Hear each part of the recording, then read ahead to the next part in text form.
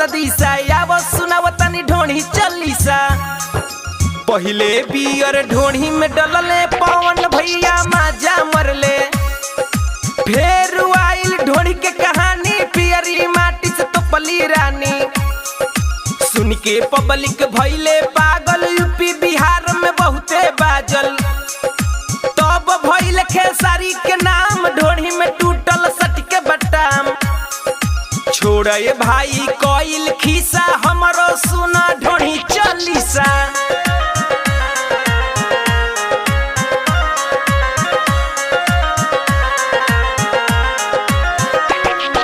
शिल्पी राज के बाजल गाना ढोणी के नीचे बालू धियाना। कहाँ रहे मीडिया थाना जब अवधेश प्रेमी आई लोकेशन पे ढोणी खूबे खोजाइल। प्रमोद प्रेमी चढ़े लागल ढोणी में पानी अड़े लागल। तब अमित पटेल अइले ढोणी में खूबे सलेंसर सटैले। इहे बा भोजपुरी के खिस्सा हमरो सुना ढोणी चलीसा।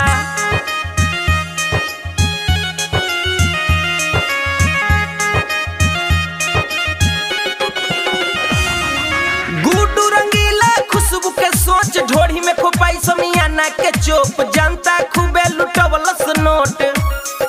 शशि लाल के जागल ताव ढोणी जगे होई घाव। बुलेट राजा के आइल ढील द आज भर ढील द ढोणी जन छील द। तब यल बेल वो सोक आइले ढोणी में पचटकिया टकी गइले। छोड़े भाई कोइल खीसा हमरो सुना ढोणी चलीसा।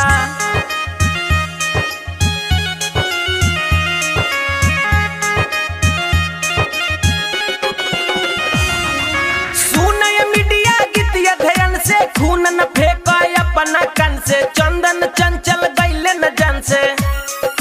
पतिया नतिया पटन बा देवरा ढोणी चटन बा। बनावन न्यूज के बहाना गावे दीपक अनुराग के गाना। अमरजीत बबुआ साथे बा कहे बतिया साचे बा। छोड़े भाई सबक के खिस्सा हमरो सुना ढोणी चलीसा।